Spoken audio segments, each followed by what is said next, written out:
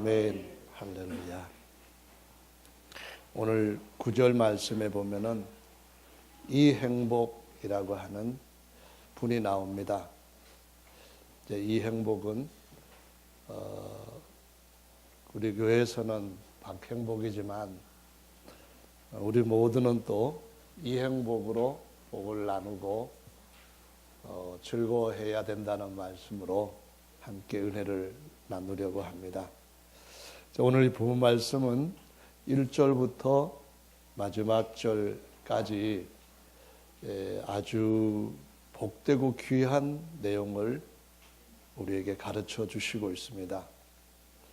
그 25절까지 다 읽고 싶었지만은 시간상 읽지는 않았습니다만은 중요한 9절부터 14절 말씀을 가지고 함께 하나님께서 우리에게 주시고자 하시는 행복이 어떤 것인가를 좀 더 진지하게 살펴보려고 합니다. 신앙생활은 이전에 신앙생활을 하지 않았을 때보다 행복해야만 됩니다. 신앙생활을 할 때 즐거움이 느껴져야만 합니다. 그것은 잠깐 처음에 어떤 것을 알았을 때의 즐거움만 아니라 주님을 섬겨가는 모든 과정에서 계속적으로 더 즐거움이 우리에게 있어져야만 합니다. 그것이 바로 우리에게 복음이라고 하는 것으로 알려진 것이고, 복음이라고 하는 것은 처음서부터 끝까지 정말 좋은 것이고 더 좋아지는 것이고, 마지막에 우리의 몸이 변화되고 하나님 앞에 온전하게 서게 되는 그때는 영원히 하나님처럼 좋아지는 것을 복음이라고 말합니다. 그래서 이 복음으로 말미암은 행복은 어떤 우리의 노력이나 또 우리가 무엇을 하고자 하는 강한 의지에 오는 결과, 그런 것도 아니고 하나님께서 우리에게 믿음을 통하여 은혜로 주시는 것이라고 말씀을 하시고 있습니다. 읽지는 않았습니다만은 2절에 있는 말씀에 보시면은 만일 아브라함이 행위로서 의롭다 하심을 얻었으면 자랑할 것이 있으려니와 하나님 앞에서는 없느니라. 하나님 앞에서는 믿음의 조상 같은 아브라함도 자랑할 것이 없다는 말입니다. 왜냐 하면은 그가 뭔가 잘했기 때문에 그 상으로 받은 것이 아니니까 자랑할 것이 없다는 거죠. 어젯밤에 한국 올림픽 축구 대표 선수들하고 일본하고 경기를 했다고 합니다. 아침에 인터넷에 보니까 졌다래더라고요. 이겼으면 잘했다고 칭찬을 할 건데 졌다고 해서 아마 칭찬을 못 받은 것 같습니다. 그런 것은 열심히 노력했기 때문에 받는 칭찬입니다. 그런데 아무것도 하지 않아도 누군가가 이겼기 때문에 같이 즐거워하는 것이 있습니다. 아마도 일본은 후반전에 자기 선수들이 3골이나 몰아넣어가지고 0대2로 지던 그러한 일본이 이기게 되니까 자기가 운동장에서 뛴 것처럼 굉장히 기뻐할 것 같습니다. 하나님께서 우리에게 주시는 믿음과 은혜는 우리가 직접 뛰지 않았어도 하나님이 우리에게 주시는, 우리가 함께 행복해야 할 것들이 있기 때문에, 그래서 믿음은 참 좋은 것입니다. 그래서 사실 자랑할 것도 없고 또 뿐만 아니라 하나님께서 주신 그 은혜를 받지 못할 사람도 아무도 없다는 겁니다. 누구나 다 그것을 믿으면은 하나님께서 주신다는 말씀이죠.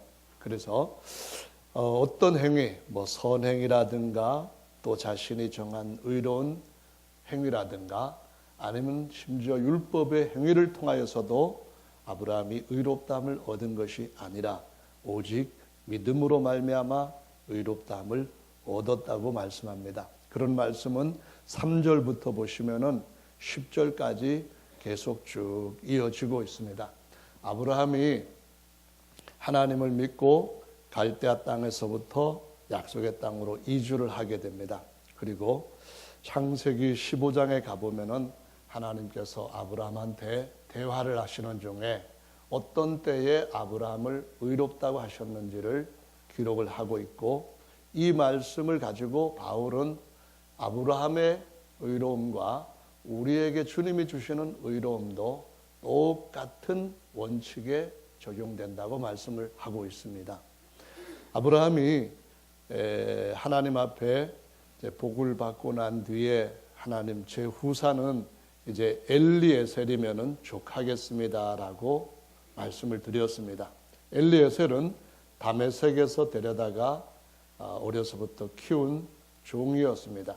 그래서 엘리에셀은 아브라함의 집에서 굳은 일도 다 하면서 정말 주인을 충성스럽게 섬겼기 때문에 그 이름도 아브라함이 뭐라고 붙였는가 하면은 엘리에셀, 곧 하나님의 도우심이라는 의미로서 하나님 앞에 이름을 주고 자기 집을 숨기는 그 아이를 굉장히 신뢰를 했습니다. 그래서 제 상속자는 엘리에셀이면 족하겠습니다. 그랬을 때 하나님은 아브라함에게 더 큰 복을 주시기를 나타내셨습니다. 하나님은 우리가 원하는 분량보다도 더 많은 복을 주시고자 하시고 또 준비하신 분이신 줄로 믿으시기 바랍니다. 왜냐하면 그분은 정말 선하신 분입니다. 선하시다는 말은 좋다는 의미입니다. 아주 좋은 분이기 때문에 우리의 어떤 착하고 선한 것보다도 비교가 안 될 정도로 참 좋으신 분이심을 저와 여러분들은 믿어야 합니다. 아주 믿어도 됩니다. 정말 믿어도 될까요가 아니라 믿을 수 있습니다. 아멘. 하나님이 아브라함에게 뭐라고 하셨는가 하면은 너의 후사는 이 엘리에셀이 아니라 너의 씨에서부터 난 자가 될 것이다 라고 말씀합니다. 하나님이 아브라함에게 엘리에셀이 아니다 라는 말씀하시면서 너의 씨에게서 난 아들을 후사로 주겠다 라고 하신 말씀 뭡니까? 엘리에셀이라고 하는 뜻은 말씀드렸듯이 하나님의 도우심입니다. 하나님이 내가 너에게 계속 너의 필요를 돕겠다는 겁니다. 너 아브라함이 아주 좋아질 만큼 내게서 그 좋은 것들을 얻어서 완전한 행복을 누릴 만큼 내가 돕겠다. 그런 의미입니다. 그래서 하나님께서는 결국 아브라함에게 그 약속을 주시면서 그가 하나님 약속을 믿을 때에 그 믿음을 의롭다고 여기셨다 말씀합니다. 그 아브라함을 하나님이 밖으로 데리고 나가셨잖아요. 밤이었습니다. 바깥에는 캄캄해서 아무것도 보이지 않습니다. 마치 북한 땅처럼 깜깜합니다. 그런데 13장에서는 롯이 아브라함을 떠나고 난 뒤에 티끌 같은 것들을 보여주시면서 보이는 것이 그 티끌밖에는 거의 없었지만은 너의 후손을 이렇게 많게 해주겠다 그러셨던 분이 캄캄한 밤에 데리고 나가서 너의 후손을 하늘의 별처럼 많게 해주겠다 약속을 하신 거죠. 차이가 뭡니까? 낮에는 쉽게 보이는 것, 티끌이었습니다.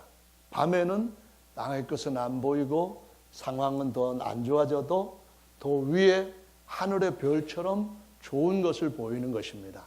여러분 티끌 요만큼 하고 저 별 하나 내 별 이렇게 하는 거하고 얼마나 큰 차이가 납니까? 하나님 우리에게 정말 더 좋은 것을 준비하신 행복의 근원 되시는 하나님이신 줄 믿으시기 바랍니다. 아브라함의 그 말씀을 듣고 아유 하나님 어떻게 그런 일이 있겠습니까? 안 돼요. 그러지 마세요. 농담하지 마세요. 그런 것이 아니라 하나님의 말씀은 그분이 실현하시는 분이 아니라는 것을 알기 때문에 아멘 그렇게 해주시면은 저는 정말 좋겠습니다 하고 믿었습니다. 그래서 창세기 15장 말씀은 아브라함이 하나님을 믿으니 하나님께서 그의 믿음을 의롭다고 여기셨더라 라고 말씀합니다. 로마서 4장의 말씀이 그거 가지고 지금 설명을 하는 겁니다. 하나님께서 아브라함의 믿음을 보시고 그 믿는 것이 의롭다. 순수한 한글로 말하자면 옳다, 이런 말씀입니다. 아, 정말로 내 말을 믿는데 오라. 내가 잘했어. 그것이야. 이렇게 말씀을 하셨다는 겁니다. 그래서 이 말씀을 가지고 바울은 우리에게 설명을 하기를, 아브라함이 하나님께서 그의 믿음을 옳다고 하셨을 때에, 하나님이 아브라함에게 옳다고 하셨을 때에 아브라함이 무엇을 했기 때문에 그에게 옳다고 하시느냐?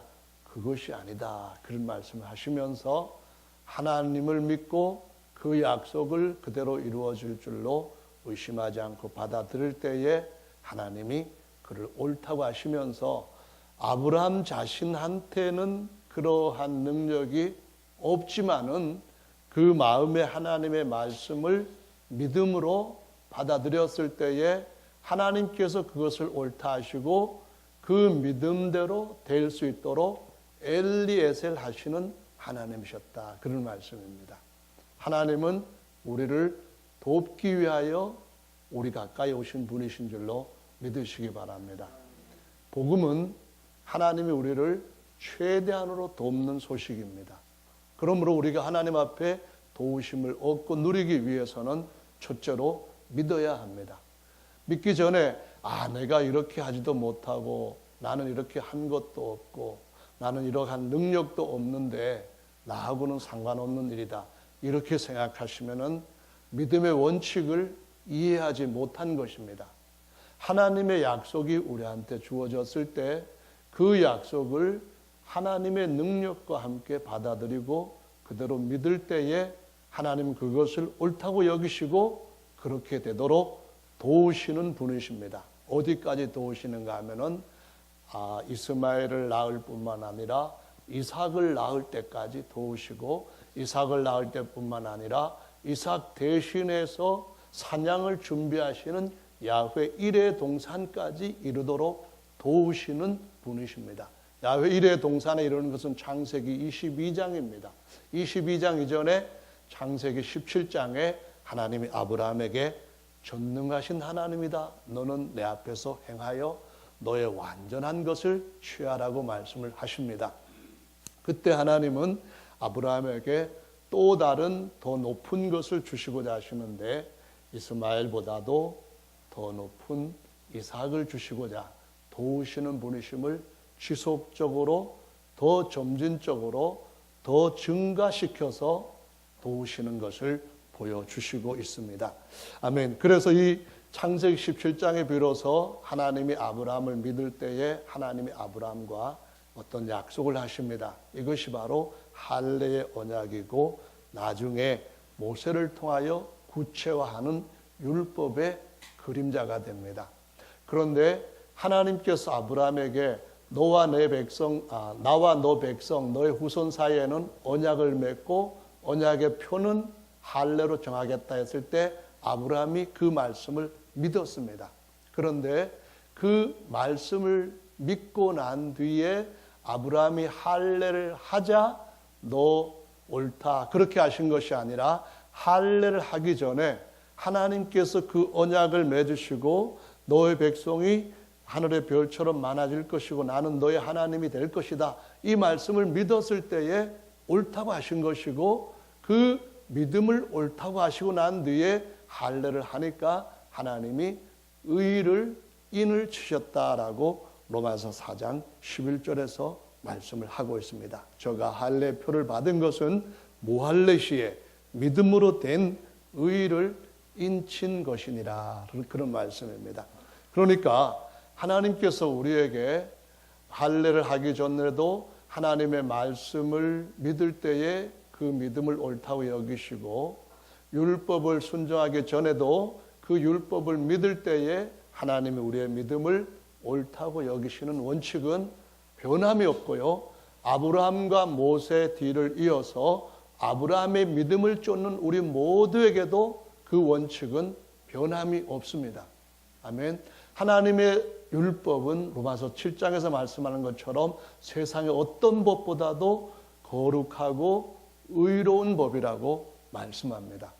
그 거룩하고 의로운 법을 순종을 했기 때문에 너 옳다 이렇게 시작하신 것이 아니라 그것을 믿었기 때문에 옳다고 여기시고 그 믿음을 주님께서 옳다고 여심과 함께 그를 도우시는 하나님이시라고 말씀하십니다. 그를 도우시기 때문에 하나님의 최선까지 이룰 수 있도록 계속 함께 끌고 가시는, 이끌고 가시고 밀고 가시는 하나님이신 것을 보여주시고 있는 겁니다. 그래서 오늘 저와 여러분들은 이것을 정리를 해야 됩니다. 나는 능력이 없기 때문에 하나님의 약속에 이룰 수 없다. 아닙니다. 하나님의 말씀을 마음으로 진실하게 인정하고 믿으십시오. 그러면 하나님은 여러분의 믿음을 보시고 옳다, 의롭다고 하시고 돕는 일을 합법적으로 시작을 하십니다. 그분의 속성상 우리를 도와주는 그 긍휼하심을 발동시키시는 겁니다. 도우시고 싶어가지고 견딜 수 없는 그 마음의 연민을 우리에게 쏟으시는 것입니다. 사랑하는 자가 무언가 도움이 필요할 때에 돕고 싶어하는 마음, 그것이 바로 하나님이 가지신 최고의 애정, 그분의 가장 선한 감정이라고 하는 사실을 기억하시기를 바랍니다. 지금도 여러분 어떤 상황 가운데서 주님이 돕기를 원하고 계시죠. 어떤 것이든 주님은 더 온전한 것으로 도우시고 그 결과를 얻게 하실 줄로 믿으시기를 바랍니다. 아멘. 그래서 믿음은 하나님께서 주시는 약속에 대해서, 그분의 말씀에 대해서 이의 제기하지 않고 꼭 그래야 돼? 뭐 이런 생각 다 십자가 아래다 내려놓고 나는 못해, 이런 생각은 더더구나 뒤로 날려버리고 하나님의 말씀은 최선이고 그분의 선하심과 같이 그분의 베스트 같은 조움에 우리를 이끌어 가시고 늘 과정 가운데서 도우시는 분인 줄 알고 주님의 약속에 계속해서 도움을 얻고자 가까이 우리의 믿음을 더해가면은 반드시 주님 주신 결과가 우리에게 오게 될 줄로 믿으시기를 바랍니다. 아멘. 구약에서 하나님께서 아브라함에게 할례 언약을 하셨을 때에 아브라함은 자기 후손들이 어떻게 많아질지 그것에 대해 가지고 자기 계획에 따라서 수용하고 거절하고 그런 것이 아닙니다. 내가 이거 할례를 해봐야 정말로 내가 이삭을 낳겠어, 더 진짜 내 아내로부터 아기를 낳겠어? 그거 따지질 않습니다. 하나님의 약속이기 때문에 자기 몸이 어떠하든 상관없이 자기 몸에 그 일을 행할 그 남자의 기구에다가 할례를 한 겁니다. 그 하기 전에 하나님 앞에서 약속이 이루어질 줄로 믿었기 때문에 믿음을 의롭다 하신 분이 그 할례를 한 그의 거시기를 통해 가지고 사라를 통해 아들 이삭을 낳게 하신 하나님이신 줄 믿으시기 바랍니다. 그래서 우리는 하나님이 도우시는 도우심을 따라서 그분께서 주신 약속, 할례 같은 것들은 그래서 하는 겁니다. 그래서 순종을 하는 겁니다. 그래서 순종을 해서 그 할례 받은 아브라함의 거시기가 사라를 통하여서 아주 놀라운 일어날 수 없는 기적의 열매를 갖게 하셨다는 것을 기억하시길 바랍니다. 아멘. 할례하기 힘든 거 아닙니다. 조금은 아프죠. 그렇지만 요즘은 병원에서 어린애들도 할례하는 애들이 많습니다. 그것은 1년에 한 번 하는 것도 아니고 일생에 딱 한 번 하는 겁니다. 쉬운 겁니다. 하나님이 우리에게 어려운 것 요구하신 것이 하나도 없어. 특별히 할례는 하나님의 백성이라고 하는 인친 표시였기 때문에 이 사람 무슬림들도 할례를 하고 유대인들도 오늘날까지도 할례를 하고 하는데 일생에 단 한 번 하는 것으로서 간단한 겁니다. 그런 것을 믿고 하나님 앞에 순종하는 것은 하나님께서 더 큰 역사를 가져다 줄 수 있는 합법적인 인친 관계에 들어가기 때문에 하나님이 우리에게 요구하시는 것은 어떤 것도 어려운 것이 없다는 사실을 여러분 마음속에, 여러분 뇌 속에다가 쌓아 넣으셔야만 됩니다. 하나님의 말씀 순종하기가 힘들다. 특히 오순절 교리는 힘들다. 그런 거 전혀 없다는 사실을 여러분 마음속에, 여러분 뇌 속에 채워 넣으시기를 바랍니다. 특히 우리에게는 주님께서 세상 끝날 때까지 도우시는 더 강한 손길이 있기 때문에 얼마든지 주님 안에서 예만 되고 아니라함이 없다는 이 믿음을 붙들고 여러분 주님이 주시는 행복을 누리시기를, 주 행복을 누리시기를 예수님의 이름으로 축원합니다. 할렐루야, 아멘. 순종할 때 이것은 하나님의 백성이라는 표시가 한평생 이제 도장이 찍힌 겁니다. 그래서 죽을 때까지 그는 하나님의 백성으로서 신분을 유지하면서 살아가는 겁니다. 그 신약에서 주님께서 할례에 대한 그림자와 실체에 관한 설명을 주실 때에 사도 바울을 통해 골로새서 2장 11절 12절 말씀에서 설명하기를 예수님의 이름으로 침례를 받으면은 이것은 그리스도와 합하여 죽고 장사된 것이고, 죽고 장사될 때는 안에 있는 영혼이 밖에 있는 육체라고 하는 이 장막을 벗어버린 것, 육체를 벗어버린 것이기 때문에 구약에서 조금 벗기는 것과 다르게 신약에서는 몽땅 벗기는 것이라고 말씀을 하시고 있습니다. 신약에서는 완전하게 벗김으로 하나님 앞에 더 완전한 하나님의 백성이 된다고 하는 것을 그 인침표로 예수 이름 침례를 가르쳐 주시고 약속한 것이죠. 구약에서 이스라엘 백성들은 이 땅에 육체를 입고 있는 동안에만 그 할례 받은 거시기로 아기를 낳아서 그 후손들이 땅에서 사는 동안만 성민, 선민이라고 하는 구별의 표였습니다. 그런데 우리가 예수님의 이름으로 침례를 받고 머리에서부터 발끝까지 옛사람 육체를 벗어버린 것은 영원토록 하늘의 선민이라고 하는 표를 주기 위해서 인침받게 한 것이라는 사실을 보여주고 있습니다. 할렐루야. 그리고 그 선민이라고 하는 것, 옛 것은 지나가게 해버리고 옛 것은 벗어버리게 해주시고 새 것을 입게 해주시는 것이 바로 예수님께서 성령으로 우리의 영 속에 인쳐주시는 것이라고 말씀을 하시는 겁니다. 이것은 장차 하나님의 모든 것을 유업으로 물려받을 하나님의 후사라고 하는 증표요, 보증이라고 말씀을 하시고 있는 것입니다. 그래서 물과 성령으로 일단 거듭나게 되면은 이것은 영원토록 하나님의 백성으로서 신분을 우리가 갖고 가는 것이기 때문에 우리에게 함께 하시는 그분이 끝까지 우리를 책임져 주시고 세워 주실 것임을 여러분 신뢰하고 믿으실 필요가 있습니다. 아멘. 우리는 부모가 능력이 어떠냐에 따라 가지고 자식 뒷바라지 하는 정도가 다릅니다. 근데 부모가 할 수 있는 능력이 다 있으면은 자식이 아버지 이제 그만 도와주세요. 저도 혼자 좀 자립 좀 하면서 살 수 있어요. 이렇게 할 때까지 그래도 더 돕고 싶습니다. 근데 하나님은 자기 자녀들을 정말 완전히 엘리엇을 하고 싶어 하시는 주님이신 줄 믿으시기 바랍니다. 끝까지 완전해질 때까지 자신의 모든 것을 물려받을 수 있는 최고의 후사의 자리에 앉으실 때까지 너는 내 우편에 앉았으라 그러실 때까지 너를 회방하는 모든 원수를 내 발 아래 복종케 하고 짓밟고 너는 나의 모든 것을 물려받아라 그러실 때까지 우리를 온전히 돕고 싶어 하시는 분이신 줄로 믿으시기 바랍니다. 우리 아버지는 이제 거듭나게 하심으로 말미암아 천사들이 아바 아버지라고 부를 수 없을 만큼 우리에게만 더 친근한, 거듭난 모든 성도들에게는 더 친근한 아버지가 되셨다는 사실을 기억하시면서 끝까지 도우시는 그 은혜 가운데서 그 다음에는 우리가 여러 가지로 하나님의 아들로서 자라가야 할 또 다른 가르침들과 또 다른 가문의 어떤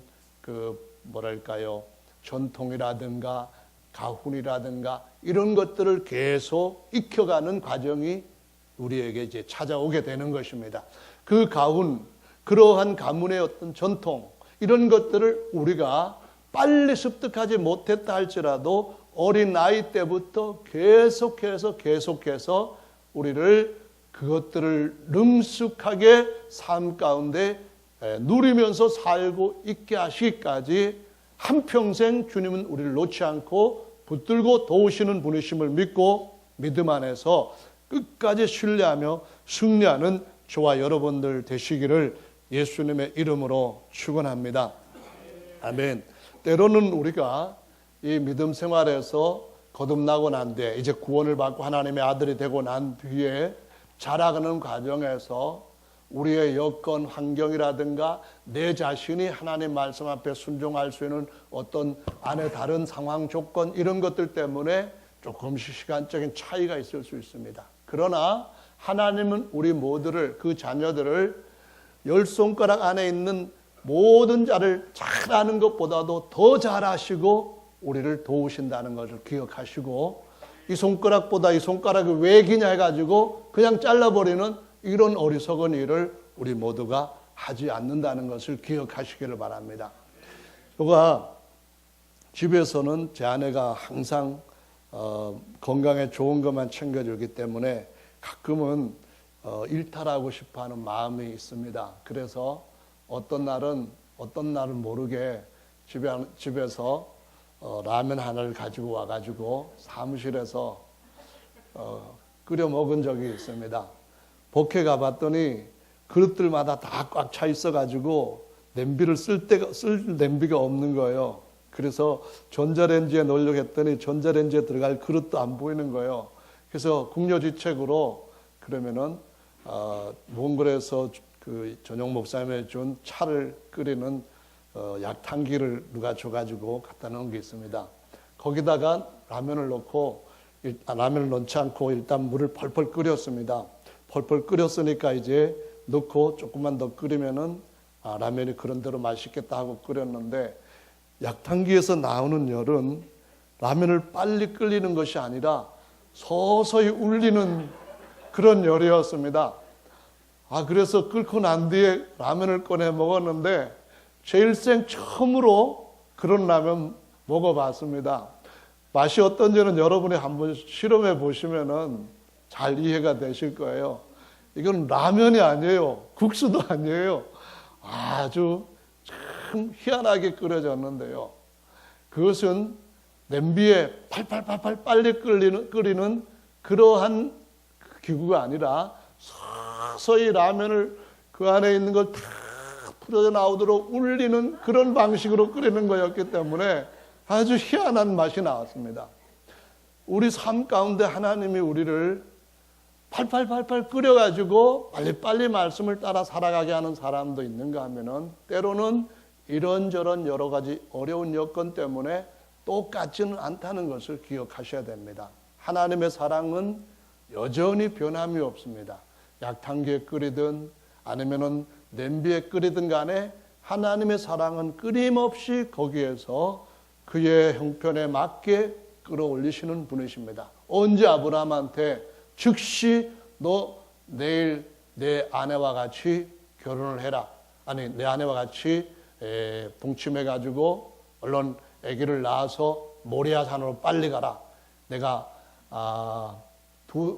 2년 기간을 주겠다. 그러신 적이 있습니까? 없죠. 하나님은 믿음의 조상 아브라함을 서서히 이끌어 가셨습니다. 과정에서 아브라함이 뭘 잘하면은 그래 이제 옳다고 해주겠다. 뭘 잘하면 이제 더 옳다고 해주겠다. 그러신 적이 없습니다. 하나님이 항상 높여주시면서 그 말씀을 믿을 때에 그 믿음을 옳다고 하신 분이 하나님이십니다. 잘했기 때문에 우리의 능력의 결과를 따라서 옳다고 인쳐주신 것이 아니라는 것을 기억하시기 바랍니다. 우리가 할 수 있도록 해주시고 할 수 있을 때 하면은 인쳐주시면서 높여가시는 하나님, 끊임없이 도우시는 하나님이신 줄 믿고 하나님 앞에 계속 우리의 믿음을 더 온전한 데 이르게 하려고 하는 그 변함없는 마음, 날로 새로워져 가는 마음, 좀 더 하나님 앞에 가까이 가는 마음, 좀 더 하나님을 기쁘게 해드리고 하나님을 사랑한다고 하는 그런 말과 행동을 보여드릴 수 있는 마음을 유지한다면 반드시 우리의 마지막에는 하나님께서 그래 너의 여건에서 여기까지 이른 것은 다른 이들이 여기까지 이른 것과 다르게 너는 정말 상 받을 만하다. 내 기쁨에 참여하고 내 모든 소유를 갖고 영원토록 누려라. 이와 같은 복을, 이와 같은 상을 다 주실 줄로 믿으시기를 예수님의 이름으로 축원합니다. 아멘. 우리가 물과 성령으로 거듭나는 것은 우리가 옛사람을 정리하고 그리스도 안에서 하나님의 아들로서 천사보다 더 나은 하나님이 얻고자 하시는 새로운 아들의 신분을 얻기 위해서 필수적입니다. 그런데 아들이 되고 난 뒤에 그 모든 것들은 이제 우리에게 하나님이 주시는 옵션과 같은 것입니다. 계속해서 우리로 하여금 하나님의 아들이라면은 이런 아들로 천사들도 보고 흠모할 만한 그런 아들을 보여주시고 싶은 겁니다. 하나님의 아들들이 하나로 연합된 것을 하나님의 아내라고 비유하고 있습니다. 하나님의 신부라고 비유하고 있습니다. 내 아내는 이런 아내다 하고 하나님께서 자기 교회를 영원토록 영원토록 보여주시기를 원하시는 분이십니다.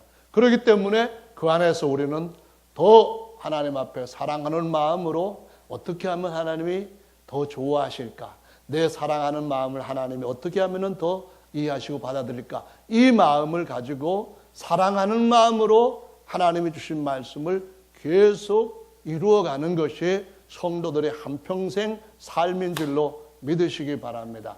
아멘. 그래서 눈이 잘 보이지 않는 사람은 눈이 볼 수 있는 사람들이 하는 만큼의 일들을 못할 수도 있습니다. 그렇지만은 눈이 보이지 않는 불편함과 장애 가운데서 하나님 앞에 드린 그 모든 헌신은 눈이 잘 보이는 사람이 드린 헌신보다도 더 값지고 더 큰 것으로 하나님 앞에 기억되고 평가될 수 있다는 사실을 기억하셔야만 됩니다. 할렐루야.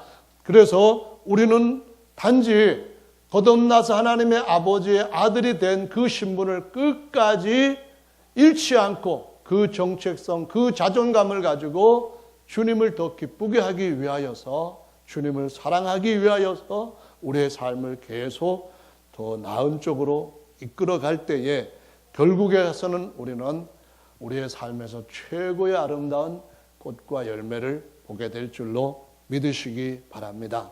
아멘. 주님은 우리에게 십자가를 끝까지 지는 삶을 살아라, 그 말씀을 하십니다. 그래서 많은 사람들이 십자가를 지는 삶, 물과 성령으로 거듭났는데도 또 이렇게 힘들구나, 그런 생각들을 갖기 쉽습니다. 그런데 십자가라고 하는 것은 양면성이 있습니다. 십자가라고 하는 것은 예수님의 경우에는 우리의 죄를 다 대신 짊어지시고 해결해버리는 아주 중요한 유일한 해결책이었습니다. 그 밖에는 죄와 저주를 해결할 수 있는 방법이 없었습니다. 그 밖에는 죄와 사망의 권세를 깨뜨릴 수 있는 방법이 없었습니다. 그래서 예수님 자신에게는 내 뜻대로 마옵시고 아버지의 뜻대로 되기를 원합니다는 간절함 가운데서 그거 고통, 그 수치 하고 싶지 않았지만, 겪고 싶지 않았지만은 다른 모든 이들을 향한 하나님 아버지의 사랑이 무엇인지를 알았기 때문에 순종을 하게 됩니다. 그러면서 우리에게도 자기 십자가를 지라고 말씀합니다. 내 십자가를 지라는 말씀은 그분을 통하여 물과 성령으로 거듭났다고 하는 것을 우리에게 증거해 주시는 것이고, 자기 십자가를 지라고 하는 것은 두 가지입니다. 하나는 그것이 우리가 세상을 이길 수 있는 십자가의 능력과 지혜에 대해 하나님의 지혜와 능력이 되기 때문에 그런 것인데, 이것이 아무리 우리에게 좋은 것이라 할지라도 그것이 훈련이 안 된 사람한테는 그만큼 원하는 대로 능력을 발휘하지 못합니다. 태권도, 유도, 합기도, 검도 이런 것들에 우리 자신을 지키고 누구를 도울 수 있는 아주 큰 힘이 되는 것은 분명한 사실이지만은, 그러나 우리가 거기에 훈련이 미처 안 되는 상태는 내 자신이나 남을 위해서 큰 유익을 갖지 못합니다. 그래서 십자가에 오는 우리가 계속해서 지는 것이 그 훈련의 정도를 높여가는 것입니다. 초단에서 2단 되고 3단 되고 그렇게 하는 것과 마찬가지입니다.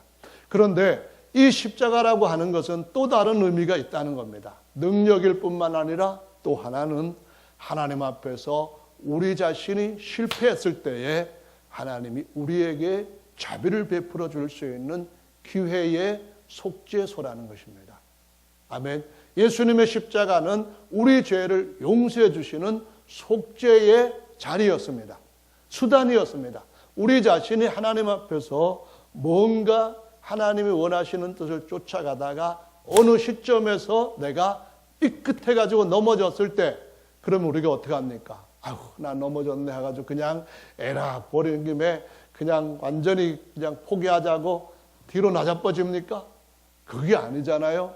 다시 일어나지 않습니까? 애들 키울 때에 부모들이 아주 이제 막 걷기 시작하는 걸 보고 막 박수를 치고 난리를 칩니다. 마치 무슨 올림픽에 나가서 금메달이나 딴 것처럼 자기 자식 일어나는 걸 보고 막 그럽니다. 그러다가 넘어지면은 그거 대수롭지 않게 생각하지.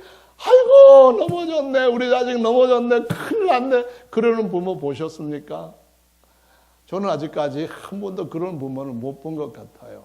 넘어지면 괜찮아 일어나봐 일어나면은 이번에는 뭐 그냥 이번은 올림픽이 아니라 세계를 제패한 것처럼 막 부모는 좋아지고 날뛰고 그럽니다. 넘어지는 그 순간도 있지만은 일어날 수 있는 순간이 십자가입니다. 무엇입니까? 하나님, 제가 정말 잘못했습니다. 주님 뜻대로 살려고 했는데 그만 넘어졌습니다. 주님, 저를 용서해 주십시오. 진실한 마음으로 주님 앞에 이렇게 하는 것이 하나님이 말씀하신 옳은 것이라고 하는 것을 놓치지 않고 그것을 붙들고 실수를 했지만은, 베드로처럼 실수를 했지만은 주님 앞에 나아가서 십자가를 질 때에 거기에서 용서를 받을 수 있는 은혜가 항상 준비되어 있다는 겁니다.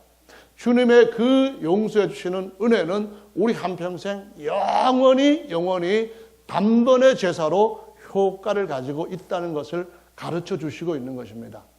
믿습니까? 아멘. 한번 보십시오.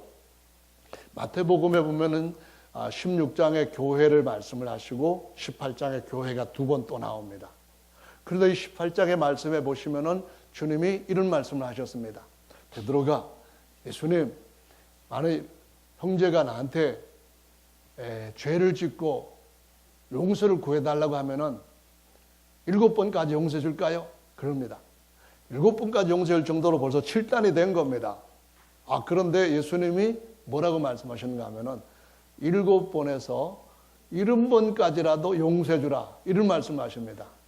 아유, 저 형제가 벌써 7년 전부터 한 해에 한 번씩 나한테 자꾸 잘못해가지고 그때마다 이제 용서해서 굵직한 것만 해도 하나, 둘, 셋, 넷, 다섯, 여섯, 7번이나 되는데, 아니 이 정도 했으면 되지 않습니까? 그랬을 때 주님이 하신 말씀이 70번씩이라도 용서해 주라고 말씀합니다. 아니 7번씩, 70번씩이라도. 그러면은 전체 490번이나 되는데요. 490번 정도 한평생 용서받으면은 일생 갈 것 같습니다. 아멘.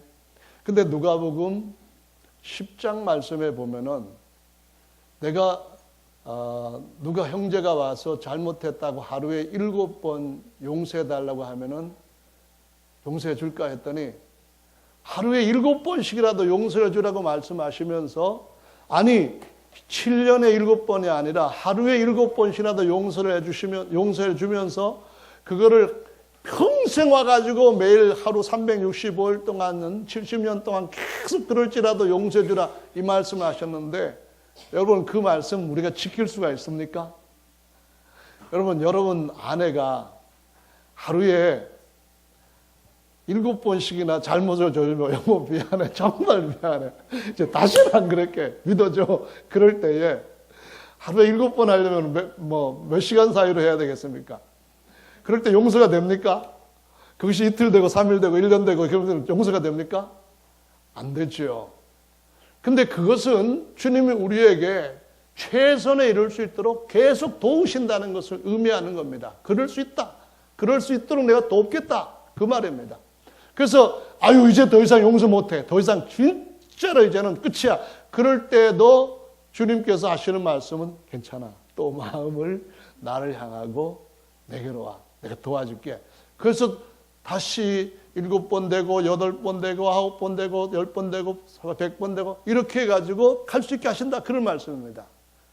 그 돕는다는 그 기준에서 돕는다는 그 약속에서 또 하나 우리가 놓치지 말아야 할 더 중요한 것이 있습니다. 사람과 하나님은 얼마만큼 선한 차이가 납니까? 하나님은 우리 최고로 선한 아버지보다도 더 선한 분입니다. 믿습니까? 우리의 최고로 좋은 남편보다도 훨씬 더 선한 남편이십니다. 아무리 선한 남편이라 할지라도 다시 새로운 세상이 와서 다시 내가 태어난다 할지라도 당신한테 결혼하겠다. 그 정도로 좋은 남편이라 할지라도 하나님과 비교하면은 하늘과 땅 차이입니다. 우리는 하루에 7번 한 달 용서하지 못할 수 있습니다. 하지만은 하나님은 어느 때든지 우리를 용서하실 수 있는 용서의 주님이십니다. 아담으로부터 시작해서 맨 마지막 아담의 이르기까지 그들의 모든 죄를 용서하실 수 있는 용서의 주님, 화해의 주님이십니다. 그러면은 우리가 하나님 앞에 하나님의 아들로서 거듭나고 난 뒤에 살아가는 동안에 뭔가 하나님 말씀 앞에서 순종을 하지 못하고 넘어졌을 때에 하나님 앞에 그 말씀을 믿는 그 믿음은 반드시 지켜야만 됩니다. 하나님이 그 믿음을 보실 때에 믿음을 의롭다고 여기시고 도우시는 일을 하시는 겁니다. 무슨 일을 도우십니까? 넘어졌을 때는 너 일어날 수 있다. 일어나봐. 그래도 안 되면은 주님께서 살짝 잡고 일으키십니다. 살짝 잡고 일으키지 않은 것은 항상 넘어졌을 때마다 그냥 험쑥 들어가서 일으키면은 자립이 늦어집니다. 우리 자녀들 키울 때도 보면은 스스로 일어날 때까지 기다려주고 격려합니다. 특히 프랑스 부모들은 엄격하게 부모의 권위 아래서 키우는데 특별히 자립심과 책임감을 굉장히 강하게 어릴 때부터 교육한다고 합니다. 넘어져도 유치원에 가서 서로 싸워도 부모들이 옆에 있지만은 개입하지 않습니다. 치고받고 막 하는데도 어떻게 하는가 가만히 보고 그래서 결국은 해결하지 못하고 와서 울고 막 자가 날 때렸어 뭐 이렇게 하면은 그래 그러면은 누가 잘못했는지 같이 따져보고 사과하고 옛날 친구처럼 잘 지내면 안 되겠니? 오늘 할 수 있어. 그러면은 그때 가가지고 지네끼리 또 이렇게 화해하고 언제 싸웠는데 재밌게 놀고 그러는 과정에서 커가는 것을 부모들이 보고 뭔가 어릴 때부터 자기가 한 것에 대한 책임은 자기가 질 수 있도록 해주는 이런 교육을 시키다가 보니까 어쩌면은 한국 부모들이 그냥 무작정 부모라면은 어릴 때부터 소금 끄떡 하지 않고 뭐 다 해줘가지고 나중에는 회사에 지원할 때도 부모님이 앞에까지 가가지고 뭐 어떻게 했어 잘했어 막 이런 것까지 해서 쫓아다니는 그런 뭐 쉽게 말하는 마마보인가 뭐 그런 아이들까지 그런 청년을까지 키운다는 그런 얘기를 가끔 들은 적이 있지 않습니까? 하나님은 우리를 만유를 다스리는 하나님이 지으신 최고의 피조물인 천사들까지 종으로 다스릴 하나님의 후사로 세우려고 하시는 줄로 믿으시기 바랍니다. 그 가운데서 주님은 계속 도우시는 것입니다. 계속 도우시는 거예요. 그래서 우리에게 외적으로나 내적으로나 우리가 따라가고 자라가고 닮아가야 할 많은 부분들이 있습니다. 특히 내적 같은 경우는 마태복음 5장의 말씀에 보시면은 뭐 마음에 이미 미워하는 사람도 살인죄를 지은 것이다. 그런 말씀도 하시고 마음에 이미 음욕을 품은 사람도 간음한 죄를 지은 것이다. 그런 말씀을 하는데 마음에 미워보지 않은 적이 누가 있습니까? 어릴 때부터 엄마 미워! 아빠 미워! 막 이런 식으로 하는 애들. 그러면 그렇게 미워하고 난 뒤에 그 죄가 무덤까지 가야 됩니까? 하나님의 심판대 앞에까지 갈 수밖에 없는 겁니까? 아닙니다. 십자가가 있다는 걸 기억하시기 바랍니다. 그때 십자가를 지는 겁니다. 십자가를 지고 하나님 앞에 주님 미워한 것 정말 용서해 주세요. 그리고 저를 미워하는 것보다 주님 마음처럼 저를 사랑해 주신 그 마음을 좀 주셔서 그 마음 저에게 좀 담아주셔서 적어도 미워하지 않고 평이하게 편안하게 대할 수 있게 해주세요. 아니 좀 사랑할 수 있게까지 해주세요. 아니 저를 축복할 수 있게 좀 해주세요. 이렇게 해서 계속 자라가는 것은 주님이 우리를 계속해서 높이시는 양육의 목적이고 과정인 줄로 믿으시기 바랍니다. 그래서 나 이렇게 했으니까 앉으면 안 됩니다. 그래서 뒹굴면 안 됩니다. 포기할 이유가 전혀 없습니다. 하나님 앞에서 계속해서 우리는 더 온전한 데까지 나갈 수 있는 것은 그분이 끝까지 우리를 붙들고 도우시기 때문인 줄로 믿으시기 바랍니다. 그래서 주님이 마태복음 5장에는 하늘에 계신 너희 아버지의 온전하신 것 같이 너희도 온전하라 그를 말씀합니다. 오른뺨을 때리면 왼뺨을 돌려대라. 왼쪽 눈을 탁 때려가지고 멍들면 오른쪽 눈도 돌려대라. 우리가 그거 순종합니까? 순종하기 힘들잖아요. 순종 못한다고 해가지고 저 사람은 그것도 순종하고 말씀도 순종하지 않는 믿음도 없는 사람, 순종치 않는 불순종자, 하나님 앞에서 심판받을 자 그렇게 얘기합니까? 아닙니다. 계속해서 자라가도록 높은 것을 주님이 주시면서 우리를 도우시고 계시고 양육하고 계시는 분이신 줄을 믿으시기를 바랍니다. 할렐루야. 그래서 주님이 로마서 말씀에 보면 8장에 이런 말씀합니다. 누구든지 그리스도 안에 있는 자에게는 정죄함이 없나니 죄와 사망의 법에서 너희를 생명의 성령의 법으로 옮기셨습니다 라고 말씀합니다. 그리스도 안에 있는 자가 누굽니까? 모두 다 물과 성령으로 거듭난 사람들, 예수 이름으로 옛사람을 침례를 통해 벗어버린 사람들, 그리스도와 그리스도에게 있는 사람인 줄로 믿으시기 바랍니다. 그들에게는 정죄함이 없다는 겁니다. 그 정죄함이 없기 때문에 하나님도 정죄하지 않는 것을 우리가 정죄하지 않아야 된다는 겁니다. 요한복음 8장 말씀해 보시면은 간음하다가 잡혀온 여자를 제사장들과 서기관들이 예수님한테 당신 어떻게 할 겁니까?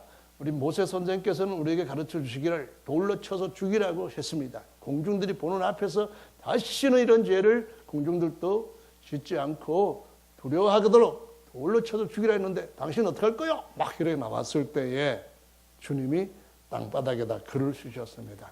뭐라고 쓰셨는지는 모르는데 하나님을 떠난 자들은 흙에 속할 것이다. 흙에 기록될 것이다. 예레미야 말씀 같은 것을 기록하셨을 겁니다.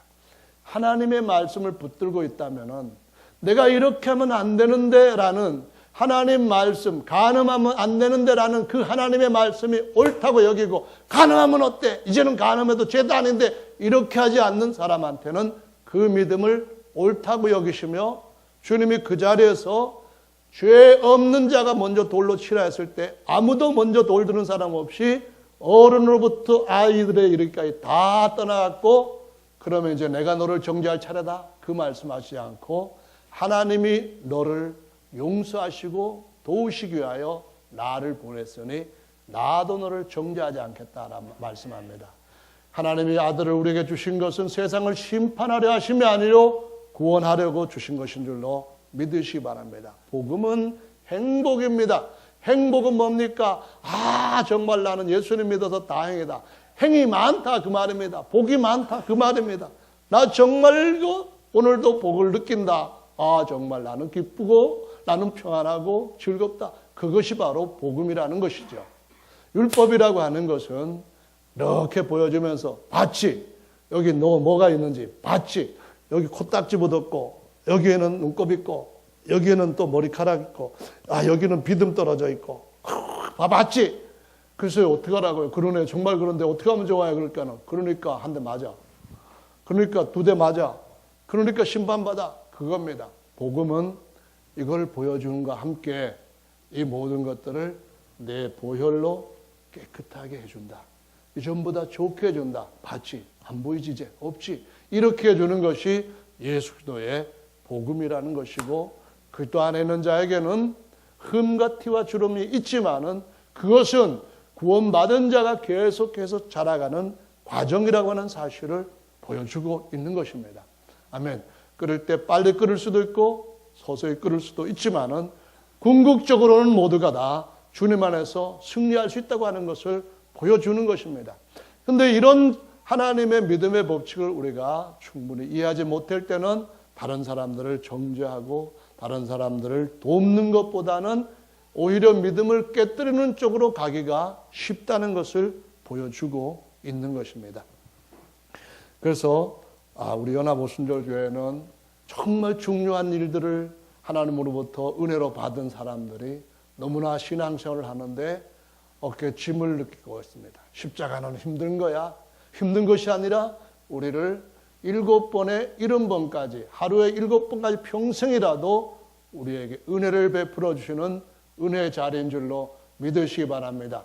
물론 이것을 세교거리로 바꾸라고 하는 건 아닙니다. 에이그 뭐 죄짓고 난 데 가서 회개하면 되지. 뭐 가질 거 뭐 딱 죄짓고 그냥 그대로 죽기 전에만 잽싸게 회개해버리면 되는 거야. 그런 것은 주님이 말씀하시기를 에서는 눈물을 흘리며 구했지만은 회개할 자리는 없지 못했다. 그 말씀과 같은 경우니까 조심하고 경계해야만 됩니다. 죄 짓고 내가 이거 딱 회개할 거야. 그러니까 죄일 때 이렇게 해가지고 완벽하게 딱 내가 원한 대로 맞추고 난 뒤에 얼른 주님 무릎 꿇고 눈물 날 때까지 막 하는 거야. 이렇게 고의적으로 하는 죄는 주님이 용서하지 않으신다는 말씀입니다. 그런 것은 피하지만은 사람에게도 7번씩 70번씩이라도 용서하라고 하신 하나님은 진짜 용서의 근본이십니다. 진짜 그분은 용서의 용서의 화신이 아니라 신입니다. 그런 분이기 때문에 한평생 우리는 주님 앞으로 더 계속 가까이 나가는 그 믿음으로 결국 승리할 수 있는 줄로 믿으시기 바랍니다. 고린도후서에서 사도 바울은 1장 24절에서 이런 말을 합니다. 이 편지를 너에게 쓰려고 이런 말을 하는 것은 너희들을 주관하려고 그러는 게 아니다. 너희들을 돕기 위함이다. 그렇게 말합니다. 교회는 그리고 교회 모든 지체들은 교회 모든 기관들은 형제들을 돕기 위해서 있습니다.